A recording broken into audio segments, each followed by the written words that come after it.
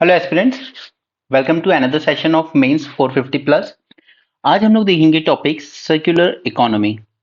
Okay, so हम लोग इस टॉपिक को क्यों देख रहे हैं आज। फर्स्ट, ठीक है, पहले तो कि इस मंथ की जो योजना आई है वो इसी टॉपिक पर है। ठीक है, और उस इससे पहले कई बार न्यूज में रहा है एंड सबसे इम्पोर्टेंट था ये जब हमने कहा था that budget 23-24 focuses on circular economy. अब जब स्पेसिफिकली ये बोल दिया जाए ना कि इस बजट का मेन फोकस कहाँ है, सर्कुलर इकोनॉमी पे, तो आप मानकर चलिए ये शॉर्ट आपके मेंस के लिए बहुत ज्यादा इंपॉर्टेंट हो जाता है नेक्स्ट ईयर। ओके, और मैंने आपको कल भी दिखाया था टेलीग्राम ग्रुप में, मैं आज भी दिखा रहा हूँ। देखिए, जब भी इस तरह की न्यूज आर्टिकल्स आती हैं, क्वेश्चन नंबर 1 देखते हैं, पेपर 3 का है ये। Okay, mains 22, why is triple P required in infrastructural projects. Examine the role of triple P model in redevelopment of railway station. अब पहली बात तो कि ट्रिपल पी पे फोकस किया और दूसरा रेलवे के कंटेक्स्ट में। अब जरा न्यूज आर्टिकल्स देखिए। ठीक है, अगस्त 22 के आसपास ही हमारे पास न्यूज आई थी that triple P projects herald a growth of major ports. ठीक है, और साथ में प्राइम मिनिस्टर ने कहा था that railway station be develop on triple P model के। तो यहीं से मिला के ये क्वेश्चन बनाया गया पूरा। पहले इन जनरल पूछा गया ट्रिपल पी का, और फिर स्पेशली रेलवे स्टेशन के रिस्पेक्ट में पूछा गया है। तो उसी तरीके से क्योंकि बजट ने यहाँ पर क्लियरली कह दिया है that our focus is on circular economy, तो इसको डिटेल में पढ़ना जरूरी हो जाता है। ऑलराइट, इसके अलावा यूएनईपी की रिपोर्ट थी, उसने भी यही कहा था, go circular to end plastic pollution. Okay, और ये जो सिंगल यूज प्लास्टिक है वो सबसे ज्यादा कचरा करता है। ये आप चिप्स वगैरह के पैकेट लेते हो, आपने एक बार यूज किया and you throw it away, they are worst. Now, union cabinet approve a scheme for circular economy in smart cities. Okay, तो इस स्कीम के बारे में मैं आपको बताऊंगा। यहाँ पर लिखा है हमने, city investment to innovate, integrate and sustain, CII, CITIIS। Right, तो चलिए शुरू करते हैं सर्कुलर इकोनॉमी के बारे में। तो अगर सबसे सिंपल टर्म्स में इसको डिफाइन किया जाए तो ये होता क्या है। देखिए, दो चीजें होती है। एक होती है हमारी लीनियर इकोनॉमी, जिसमें हम लोग एक सिंपल सा काम करते हैं that we produce, we use and then it goes to waste. That is linear economy. ठीक है, प्रोड्यूस किया, यूज किया, फिर वो फेंक दिया, वेस्ट में चला गया। बट सर्कुलर इकोनॉमी में प्रोड्यूस किया, यूज किया, उसके बाद रिसाइकल करेंगे इसको हम दोबारा, और फिर वापस प्रोडक्शन में यूज करेंगे। फॉर एग्जाम्पल, जैसे कंप्यूटर वगैरह या कोई भी इलेक्ट्रॉनिक जब डिस्कार्ड होता है तो उसमें से कई सारे रेयर अर्थ एलिमेंट्स निकलते हैं। ठीक है, इवन गोल्ड की भी थोड़ी सी क्वांटिटी होती है। लिथियम आयन बैटरीज में से हम लिथियम को एक्सट्रैक्ट करते हैं। इस तरह की चीजों को एक्सट्रैक्ट किया जाए और दोबारा प्रोडक्शन में यूज किया जाए और नया प्रोडक्ट क्रिएट करने में, तो ये कहलाती है हमारी सर्कुलर इकोनॉमी। क्लियर, और इसके लिए कई सारे रूल्स आए हैं अभी, ई वेस्ट रूल वगैरह वो सब आए हुए हैं, वो सब अभी आगे आएंगे। ठीक है, तो सर्कुलर इकोनॉमी की बात हम लोग इसलिए करते हैं because it is considered as a powerful antidote for preventing the worst effects happening on our earth. Alright, जो भी वेस्टेजेस है, इवन ओशन वेस्टेज के बारे में आपने सुना होगा बहुत ज्यादा। आज के ओशन जो हैं वो काफी ज्यादा डिस्टर्बिंग हैं पहले से। ओके, उसके बाद ग्रीन हाउस गैस एमिशन, हम लोग क्या करते हैं, सबसे ज्यादा कचरा निकलता है लैंडफिल साइट्स में चला जाता है। ठीक है, वहां जाके वो ग्राउंड वाटर को पॉल्यूशन करता है, कई बार उसमें फायर के इंसिडेंट्स आते हैं, तो उससे आपका एनवायरनमेंट भी पूरा पोल्यूट होता है। ठीक है, ग्रीन हाउस गैस एमिशन होंगे, क्लाइमेट चेंज, सब कुछ, सबके अगेंस्ट एक पावरफुल एंटीडोट का काम करता है हमारा सर्कुलर इकोनॉमी। ठीक है, ये इस तरह की वर्ड्स आपके आंसर में होने चाहिए। अगर इंट्रोडक्शन में आपने इस तरह के वर्ड्स लिखे हैं ना, तो आपका 1 मार्क्स एक्स्ट्रा वहीं पर श्योर हो जाता है। It is a powerful antidote against preventing the worst from happening and at least, अगर प्रिवेंट नहीं कर सकते, at least for listening the negative impacts. Alright, आजकल वर्ल्ड ओवर सभी कंट्रीज अपनी पॉलिसी मेकिंग में सबसे ज्यादा यूज करती हैं इस jargon का, that is circular economy. G20 के टाइम पर हमने एक और इनिशिएटिव लॉन्च किया था, RECEIC, जो अभी आगे लेक्चर में आएगा हम उसमें देखेंगे। चलिए, सबसे पहले आखिर ये इसको डिफाइन कैसे करें हम, क्योंकि हमने आपको पहले डिस्कस किया है कि जब भी अपन मेंस में क्वेश्चन अप्रोच करते हैं अपने पास तीन ही तरीके होते हैं। डिफाइन से हम इंट्रोडक्शन दे सकते हैं, या ओरिजिन बता सकते हैं उसका, या फिर कोई डेटा या रिपोर्ट को कोट कर सकते हैं। ठीक, तो आप यहाँ पर या तो ये यूएनईपी वगैरह की रिपोर्ट भी कोट कर सकते हो, या फिर आप डेफिनेशन से आगे जाइए। ठीक है, तो इसे डिफाइन कैसे करेंगे हम, it is an economic model या कह लीजिए model of an economy, okay, of both production as well as consumption. ठीक है, दोनों के एंड पर हम बात कर रहे हैं सर्कुलर इकोनॉमी की, प्रोडक्शन के एंड पर भी और कंजम्पशन पे, कंजम्पशन के एंड पर भी। Okay, by by how to do this, reduce, reuse, recycle and recover. अब इसमें और भी चीजें आ सकती हैं, ठीक है, रिफर्बिश आ सकता है, ठीक है, उसके बाद आपका रीडिजाइन आ सकता है।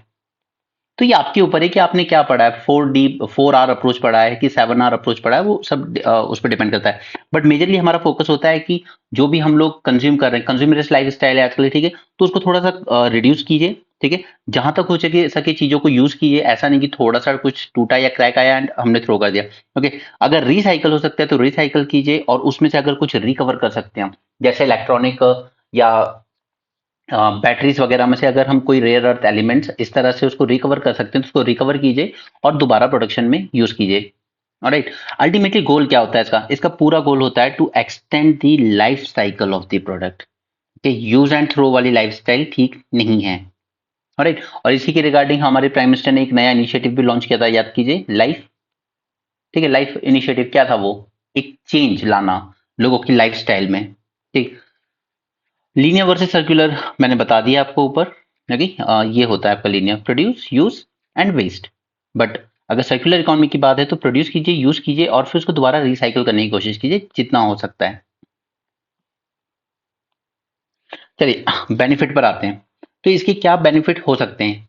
सबसे पहला, देखिए, जो हमें ट्रांसफॉर्म करना है from this throw away culture, use and throw वाला जो कल्चर है ना, उससे ट्रांसफॉर्म करना है हमें, ठीक है।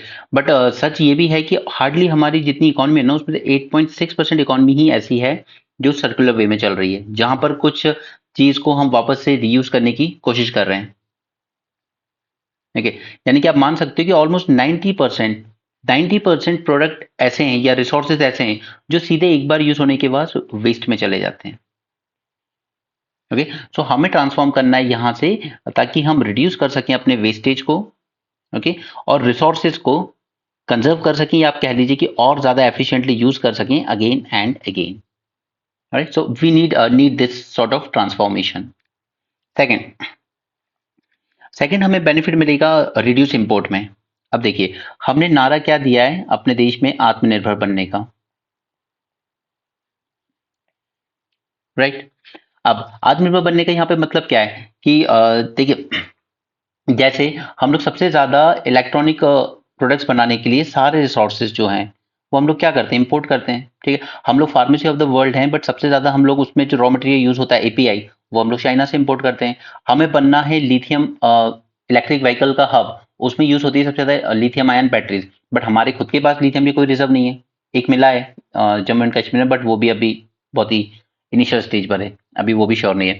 और तो इस तरह की चीजें हैं, तो रॉ मटेरियल पे तो अल्टीमेटली हमें डिपेंडेंसी बाहर ही रखनी पड़ेगी ना अपनी, ठीक है। आत्मनिर्भर बनने का गोल हो ही नहीं सकता पूरा, लेकिन एक चीज हो सकती है कि हम लोग सबसे बड़ा मार्केट है इलेक्ट्रॉनिक प्रोडक्ट्स का, तो ऑब्वियस सी बात है कि हर साल हमारे यहाँ ई वेस्ट में काफी सारा मटेरियल जाता है, ठीक। तो इसमें से अगर हम रेयर अर्थ एलिमेंट्स को रिकवर कर सकें, और इसके लिए हमने प्रॉपर एक पॉलिसी भी बनाई है, ऑलमोस्ट हम अगर इसमें से 25% रिकवर कर सकें, तो सॉरी रिकवर कर सकें तो 25% रॉ मटेरियल की नीड वहां पर मीट की जा सकती है। तो अल्टीमेटली क्या होगा कि हम लोग अपने इंपोर्ट्स को रिड्यूस कर सकते हैं। अब इसी में एग्जांपल ले आइए, जो हम लोग इतने दिन से क्रॉप रेसिड्यू को पढ़ रहे हैं,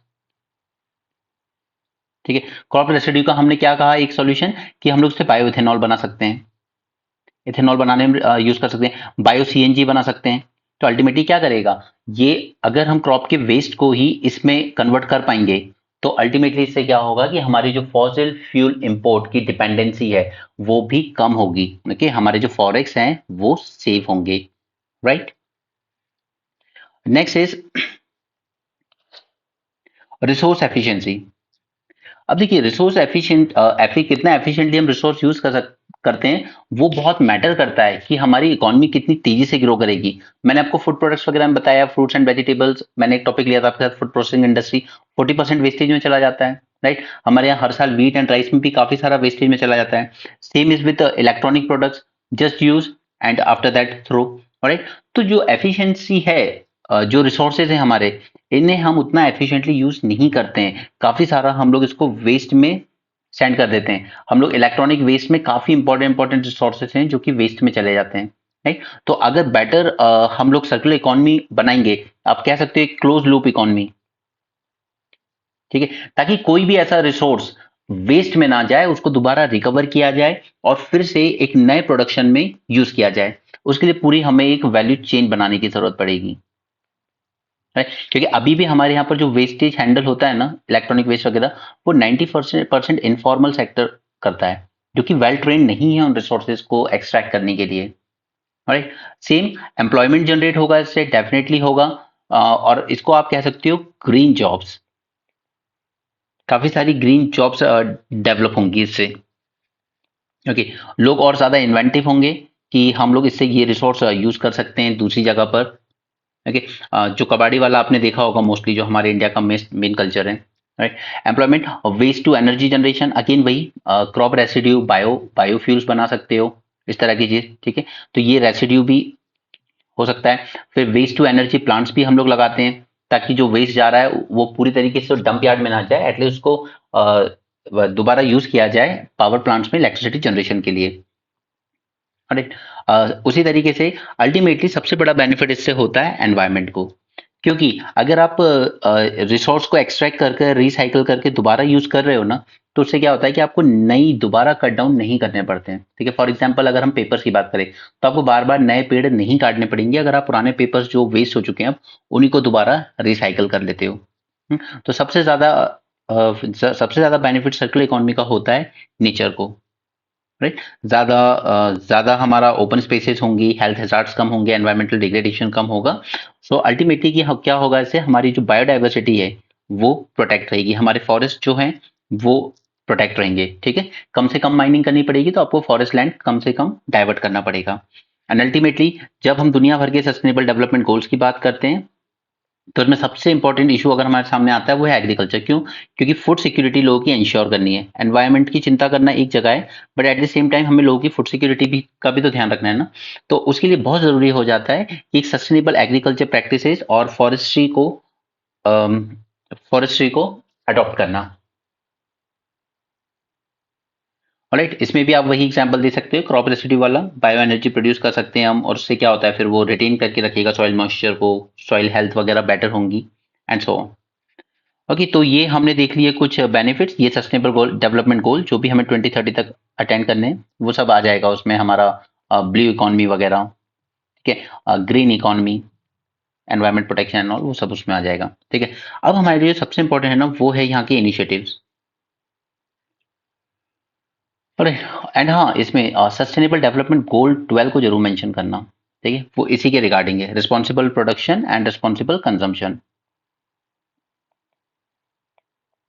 प्रोडक्शन एंड कंजम्पशन। हमारे लिए सबसे ज्यादा इंपॉर्टेंट है इसमें जानना कि गवर्नमेंट ने इनिशिएटिव्स क्या क्या लिए। इंडिया लेवल पर भी देखेंगे हम और ग्लोबल लेवल पर भी देखेंगे।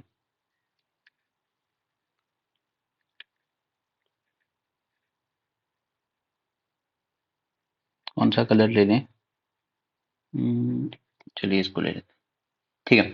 चलिए, देखिए सबसे पहले तो मिशन लाइफ, मिशन लाइफ जो प्राइम मिनिस्टर मोदी ने खुद एम्फेसाइज किया था, और ये इंडिया ने लॉन्च कब किया था? ये किया था हमने अक्टूबर 2022 में। और इसमें इसका मेन गोल क्या था कि हमें प्रमोट करनी है सर्कुलर इकोनॉमी,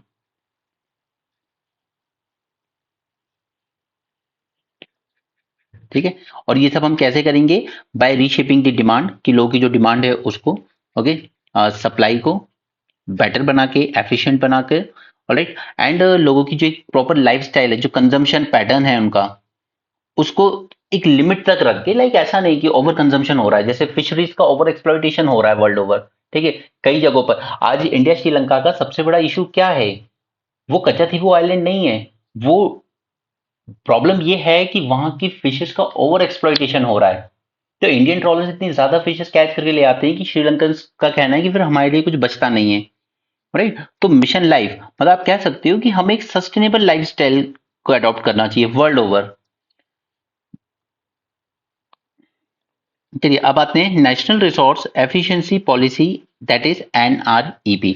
ये हम लोगों ने लॉन्च की थी 2019 में, ऑब्जेक्टिव वही था कि we need to promote sustainable production and consumption, right. अपनी जो रिसोर्सेज हैं उनकी एफिशिएंसी बढ़ानी है, रिसोर्स को ज्यादा एफिशिएंटली यूज करना है, वेस्टेज नहीं करना है, और रिड्यूस करने हैं एनवायरमेंट इम्पैक्ट को, राइट। अब इसी का पार्ट है वो सब जो हम लोग अलग अलग से पढ़ते हैं, दैट इज आपने न्यूज में जो अलग से पढ़ते हो, जैसे स्टील स्क्रैप पॉलिसी लेकर आए हम। स्टील का जो स्क्रैप होगा उसको दोबारा रिसाइकल करना है हमें, ठीक है। उससे क्या होगा, कम से कम वेस्टेज होगा और नया जो प्रोडक्शन है वो कम करना पड़ेगा, ऑलराइट। तो उससे फिर होने वाले एमिशंस एंड सो ऑन, तो स्टील स्क्रैप पॉलिसी वो इसी में आ जाएगा आपका, ठीक है। सिमिलरली हम लोग ओल्ड व्हीकल को स्क्रैप करने की भी पॉलिसी लेकर आए, व्हीकल स्क्रैपिंग पॉलिसी, तो ये सब इसी का एग्जाम्पल है कि हमें अपने रिसोर्सेज को ज्यादा एफिशिएंटली यूज करना है। This is one thing. Next, extended producer responsibility, यानी कि जो प्रोड्यूसर है, जैसे कि सपोज कोई मोबाइल कंपनी है, तो फिर उसी पर रिस्पॉन्सिबिलिटी है कि कल को जब ये मोबाइल अपनी शेल्फ लाइफ को जी चुका होगा, पूरा खत्म कर चुका होगा, उसके बाद आप ही को कलेक्ट करना होगा, ऑलराइट। जो मैन्युफैक्चरर्स होंगे, जो प्रोड्यूसर्स होंगे, उन्हीं पे ये रिस्पॉन्सिबिलिटी होगी कि पोस्ट कंज्यूमर जो वेस्ट जनरेट होगा वो आप ही को कलेक्ट करना होगा, और ये हमने लगभग हर चीज में इंक्लूड किए। लाइक हमने अपने जो प्लास्टिक वेस्ट मैनेजमेंट रूल्स लेकर आए, प्लास्टिक वेस्ट मैनेजमेंट रूल, ठीक है, उसमें भी हमने ईपीआर का प्रोविजन रखा है, और यूपीएससी ने प्रीलिम्स में पूछा भी था।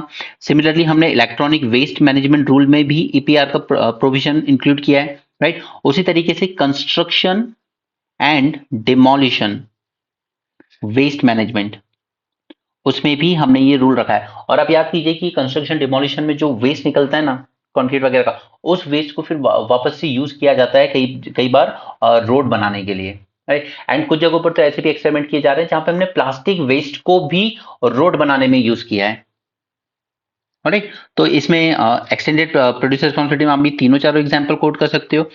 Similarly bio economy and biofuel, अब इसमें जरा याद कीजिए, प्रधानमंत्री ने एक प्रोग्राम लॉन्च किया था, पीएम जीवन,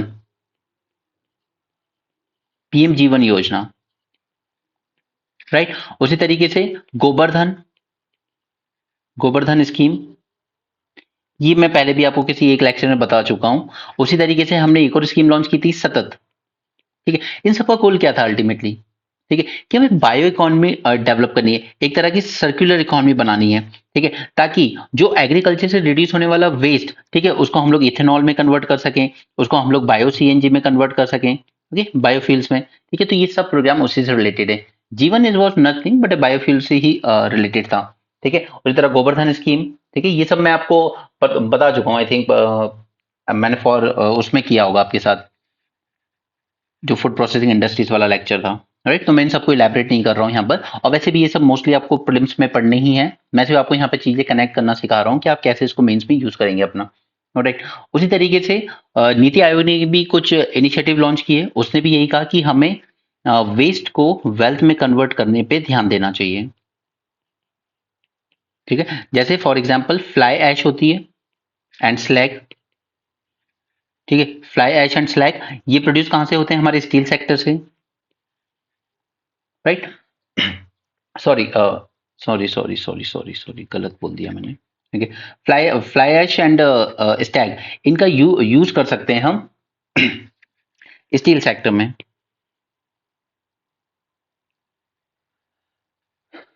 ओके। आगे बढ़ते हैं, ठीक है। अब हम लोग आ जाते हैं चैलेंजेस पर। अब चैलेंजेस क्या है इसमें हमारे सामने, देखिए चैलेंजेस अगर आपको समझ में, सॉरी अभी ये रह गया हमारा, हाँ ये रह गया अभी, global alliance on circular economy and resource efficiency, that is GACERE, okay. वो नाम रखना याद रखना ही अपने आप में बहुत बड़ा इशू है। एनीवे, लॉन्च कब किया गया था, ये 2021 में लॉन्च किया गया था, और इसको with support of UNEP and UNIDO, and just remember that India is also a member of it, clear. इसके अलावा resource efficiencies and circular economy industry coalition, ये जो मैंने आपको सबसे ऊपर बताया था, RECEIC, it is nothing but an industry led initiative, okay. ये इंडस्ट्रीज का इनिशिएटिव है, ये हमने G20 के टाइम पर ही इसको लॉन्च किया है, यहाँ पर कई इंडस्ट्रीज जैसे सुजुकी वगैरह ये सब साथ में आएंगी कि हमें रिसोर्स एफिशिएंसी बढ़ानी है एंड सर्कुलर इकोनॉमी को प्रमोट करना है। राइट, तो ये इनिशिएटिव जरूर याद रखना क्योंकि G20 के टाइम का है। अब हम आ जाते हैं चैलेंजेस पर। अब सबसे बड़ा चैलेंजेस ये है कि एक तो क्लियर रोड मैप नहीं है हमारे पास के लिए। देखिए, अब अगर आप इसमें देखें तो हमारा पूरा फोकस कहाँ है? हमारा मोस्टली फोकस जो है वो नीचे की साइड है, या तो मैन्युफैक्चरिंग पर है या फिर जो एंड यूजर कंजम्पशन कर रहा है उस पर फोकस है। जबकि हमें अब ज्यादा फोकस करने की जरूरत है डिजाइन पर। ठीक है, कि डिजाइनिंग ही इस तरह की हो कि कल को जब इसकी सपोज शेल्फ लाइफ खत्म होने गई हो तो इसकी डिजाइनिंग इतनी हो कि आप आसानी से उसमें से जो भी रॉ मटेरियल आपको आगे काम आ सकता है उसको एक्सट्रैक्ट कर सको।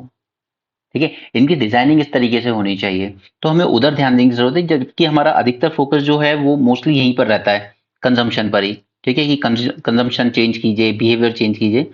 तो हमें ज्यादा जरूरत है ये ऊपर जो डिजाइनिंग लेवल पे काम हो रहा है ना उसको, ताकि आप जो एक्सट्रैक्शन हो सकता है रॉ मटेरियल का या रिसोर्स का, उस एक्सट्रैक्शन को थोड़ा इजी बना सकें।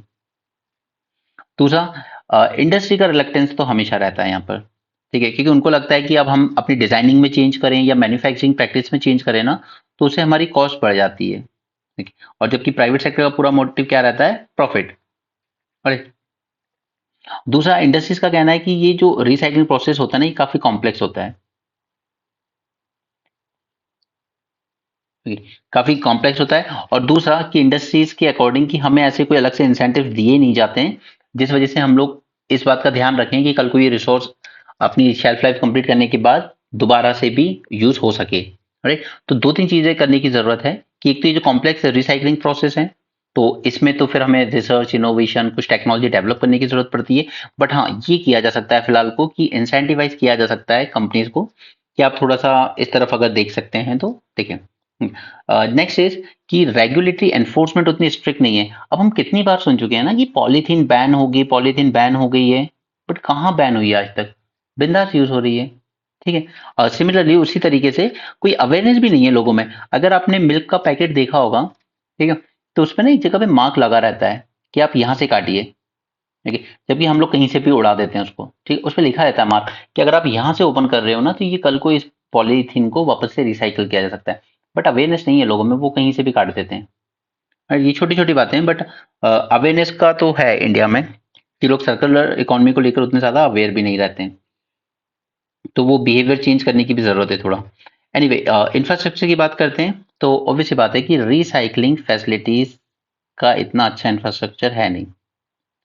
ठीक है, मैंने आपको बताया कि ई वेस्ट की भी अगर हम बात करें ना तो ऑलमोस्ट 90% कलेक्शन जो हो रहा है वो कहाँ हो रहा है? इनफॉर्मल सिस्टम में। ठीक, उनके पास ना वो एक्सपर्टीज है और ना ही उनके पास उतना प्रोटेक्शन के साथ वो काम करते हैं। वो एसिड बैटरीज के साथ भी डील करेंगे just with naked hands. Right, उतना प्रोडक्टिव चीजें भी नहीं है। और इसमें होता है क्या है कि इस तरह के जो केमिकल्स वगैरह ना वो सीधे सीधे ग्राउंड पे फेंक दिए जाते हैं और वो आपके ग्राउंड वाटर को जाके पॉल्यूट करता है। जैसे अगर आप कुछ शहरों में देखेंगे तो फ्लोराइड कंटेंट इतना ज्यादा हो गया है कुछ जगहों पर कि वहाँ हैंडपंप पे रेड मार्क कर दिया गया है कि इससे पानी नहीं पीना है, यहाँ का ग्राउंड वाटर ठीक नहीं है। राइट, उसी तरीके से बायो वेस्ट की बात करें तो जितना मैंने, आपने भी अपने पर्सनल कभी डॉक्टर वगैरह से किया होगा, जो स्पेशली जो नए होते हैं थोड़े, ठीक है, नया नया शुरू किया है, वो उस इंजेक्शन हो गया या कोई दवाई वगैरह बच गई ना, they just throw it away. ठीक है, जबकि वहां पर है, पॉसिबिलिटी है, उनके पास आते हैं लोग लेने की वो बायो वेस्ट कलेक्ट करने, बट वो एक्स्ट्रा चार्ज करते हैं फिर उसका। सपोज जो अपने पर्सनल एक्सपीरियंस से बताऊं तो 3000 पर मंथ वो चार्ज लेते हैं कि आपका वेस्ट हम लेकर जाएंगे, but they are not willing to pay, वो ऐसी डंप यार्ड में फेंक देते हैं। राइट, तो इस तरह से ये इंफ्रास्ट्रक्चर इशू काफी है, रिसाइकलिंग सेंटर्स बनाने की जरूरत तो है इंडिया को। नेक्स्ट इज काफी कंज्यूमरिस्ट एंड मटेरियलिस्टिक टाइप की लाइफ है। ओके, नॉर्मल फोन तो छोड़िए, इवन आईफोन भी नया नया वर्जन आया तो पुराना वाला डिस्कार्ड, थ्रो अवे।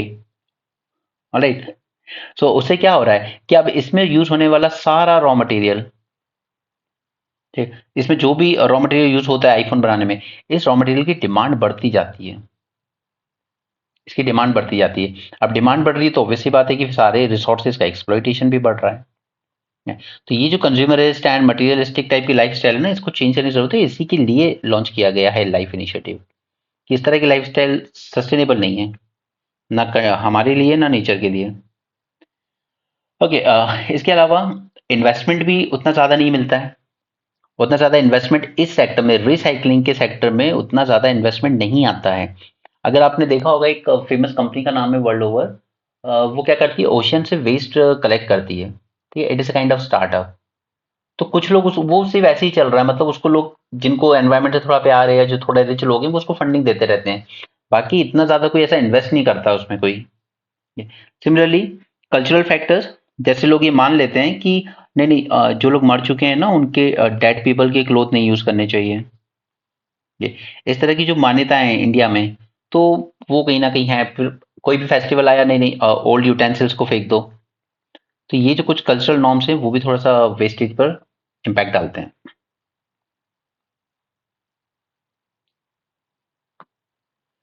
ओके, सो अब देख लेते हैं कि और क्या किया जा सकता है इसमें। तो अगर चैलेंजेस एक बार को याद हो गए ना, तो फिर ये चीज़ इतनी दिक्कत नहीं देती है। जो चैलेंजेस है उसी को अपोज, उसका काउंटर लिख दो तो आपका वे फॉरवर्ड तैयार हो जाता है। हमने ऊपर क्या देखा था कि रोड मैप उतना क्लियर नहीं है। तो हमें जरूरत है सबसे पहले तो एक कॉम्प्रिहेंसिव रोड मैप बनाने की जो प्रमोट करता हो सर्कुलर इकोनॉमी को। ठीक है, हमें क्लियरली उस रोड मैप पे आउटलाइन करना चाहिए कि हमारे गोल क्या हैं। जैसे अब हमने कर दिया है कि हमें सभी इलेक्ट्रॉनिक वेस्ट से एटलीस्ट 25 to 30% रिसोर्स एक्सट्रैक्शन करना है।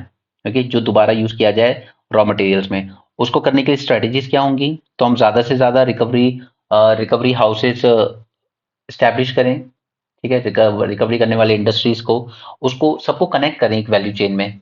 जैसे एक रॉ मटेरियल सप्लाई जो नेचर से एक्सट्रैक्ट करके दे रहा है प्रोडक्शन करने वाली कंपनी को। ठीक है, नीचे आपका कंज्यूमर है जो उसको यूज कर रहा है। ठीक है, उसने फेंक दिया तो ये वापस कहाँ चला गया? रिसाइकल होने। ओके, अब ये रिसाइकल होके ये वापस से इस प्रोड्यूसर के पास पहुंचे। तो ये पूरी एक जो वैल्यू चेन है हमारी, इसको कनेक्ट करना, इसको डेवलप करना और ऑर्गेनाइज करना बहुत ज्यादा जरूरी हो जाता है। ठीक है, ये सब हमें करना होगा ताकि हम लोग एक ट्रांजिशन कर सकें from linear economy to circular economy. Right now, next is there is need for investment in innovation and technology. Okay, so we need such advance circular technologies. ऐसी टेक्नोलॉजी की हमें जरूरत है जो इस वेस्ट प्रोडक्ट्स में से रिसोर्स को एक्सट्रैक्ट कर सके। ओके, उसके अलावा जो इन चीज़ों को सस्टेनेबल बना सके, इस पूरे प्रोडक्शन एंड कंजम्पशन को सस्टेनेबल बना सके, उसके लिए हमें कुछ इनोवेशन और कुछ टेक्नोलॉजी में एडवांसमेंट की जरूरत है। इसके बाद शिफ्ट टू अपस्ट्रीम। अब देखिए, पूरा जो फोकस है मेजोरिटी तो कंज्यूमर साइड पर है कि आप लोग इस तरीके से कंज्यूम कीजिए, वैसे कंज्यूम कीजिए। बट हमें जरूरत है कि थोड़ा अपस्ट्रीम की तरफ फोकस करने की, कि मैन्युफैक्चरर्स को भी इंसेंटिवाइज किया जाए। आप इस तरीके से अपने प्रोडक्ट को डिजाइन कीजिए कि कल को ये वेस्ट में जाने के बाद इसमें से रिसोर्स एक्सट्रैक्ट करना ईजी हो जाए, ज्यादा कॉम्प्लेक्स ना रहे वो प्रोसेस। अगर कॉम्प्लेक्स रहेगा तो फिर उसको कोई कर नहीं पाएगा। राइट, और मैन्युफैक्चर से भी ऊपर तो फिर वो डिजाइनिंग एंड ऑल, उस सब में हमें थोड़ा सा चेंजेस करने की जरूरत है, वहां पे फोकस शिफ्ट करने की जरूरत है।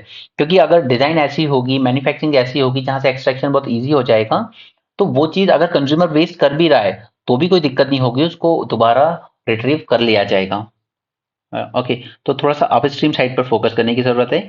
Next is incentivize sustainable production and consumption. तो वही सब इंसेंटिव देने की बात आ गई है।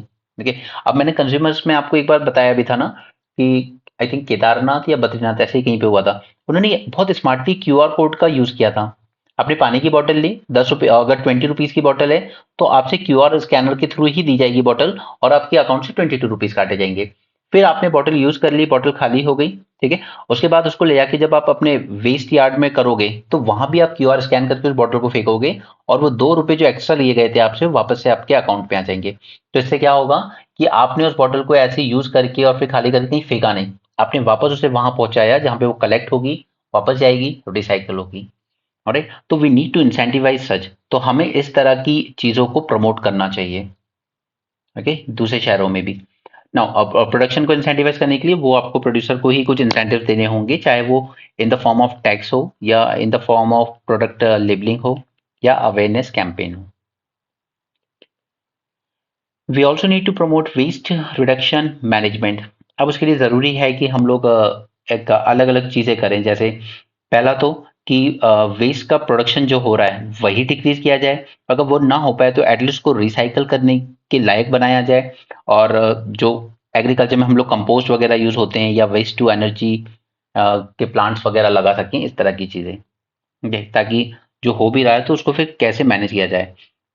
दूसरा, हमें सभी स्टेक होल्डर्स को इन्वॉल्व करने की जरूरत है। अब ऐसा नहीं है कि यार प्लास्टिक बैन कर दिया तो चलो खत्म करो, या ये जो प्लास्टिक की प्लेट्स आती हैं, ठीक है, इनको करो, इनको बैन कर दो, ठीक है, कटलरी वगैरह जो आपने एज ए स्टूडेंट भी आपके यहाँ आती होंगी टिफिन के साथ, लेकिन इनको बैन नहीं कर सकते क्योंकि अल्टीमेटली इनमें कई लोग एम्प्लॉय हैं, कई लोग इसमें वर्क कर रहे हैं, तो हमें उनको भी कंसल्ट करना ज़रूरी है कि अगर हम लोग ये कोई चीज़ बैन कर रहे हैं या इसको रिड्यूस करने के लिए प्रमोट कर रहे हैं, तो फिर ये भी देखना होगा कि लोगों को इस एम्प्लॉयमेंट से आप क्या ऑल्टरनेटिव दोगे फिर अगर यहाँ से शिफ्ट करना है तो, right. So we need to involve all the stakeholders in this.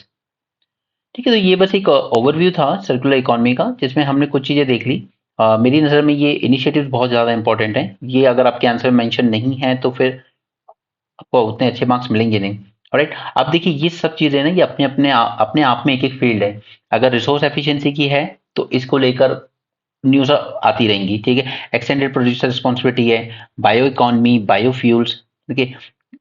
तो ये सब चीजें अपने आप में आती रहेंगी, मैं आपको टेलीग्राम ग्रुप पे इसको टाइमली शेयर करता रहूंगा, जो भी अपडेशन करने होंगे एज इट इज, तो उसको नोट्स में ऐड कर लेना। ओके, एक लास्ट टॉपिक रह गया है, मैं भूल गया था। हाँ, ये initiative, city initiative to innovate, integrate and sustain 2.0। Okay, तो ये है क्या? सबसे पहला point, it is part of smart cities mission. Okay, ये याद रखना है।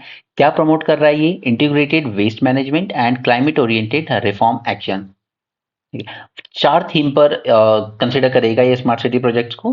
First is sustainable mobility, second is open spaces, third is e governance and ICT, and last is social and organisational innovation for low income settlements. और 4 criteria है। कितने साल के लिए वैलिड है ये स्कीम? तो 23 से 27 तक वैलिड होगी। और जो वन थी उसी को और ज्यादा स्केल अप करने का कोशिश किया जाएगा। The programme envisages to support competitively selected projects promoting circular economy with focus on integrated waste management at the city level, climate oriented reform action at state level, and institutional strengthening and knowledge dissemination. Funding की बात करें तो इसके लिए loan लिया गया है AfD and केएफडब्ल्यू। केएफडब्ल्यू एक जर्मन बैंक है। इसके 3 मेजर कंपोनेंट्स हैं। Financial and technical support of up to 18 smart cities for projects promoting circular economy with focus on integrated waste management. And it will support all states and UTs on climate action. Intervention at national level to support scale up across all cities and towns. ये supplement करेगा हमारे efforts को, जैसे जो हमारे national programme चल रहे हैं, like National Mission on Sustainable Habitat, Amrut 2, Swachh Bharat Mission 2, Smart cities Mission, as well as contributing positively to India's INDC जो हमने सबमिट किए हैं पेरिस क्लाइमेट के अंडर में, एंड कॉप 26 कमिटमेंट। राइट, तो मेजरली अगर आपसे ये पूछा जाएगा तो इस इनिशिएटिव को मेंशन जरूर करना किससे रिलेटेड है, सर्कुलर इकोनॉमी से। ओके, और ये नोट मैंने आपको सिर्फ इसलिए दिया है कि अगर प्रीलिम्स में आ जाएगी तो फिर आपको ये अंदर के पॉइंट्स पता होना चाहिए। ठीक है, तो ये हमारे GS3 का एक टॉपिक था, under conservation, environment, pollution and degradation. I hope आपको समझ में आया हो। So thanks for joining, have a great day and keep learning.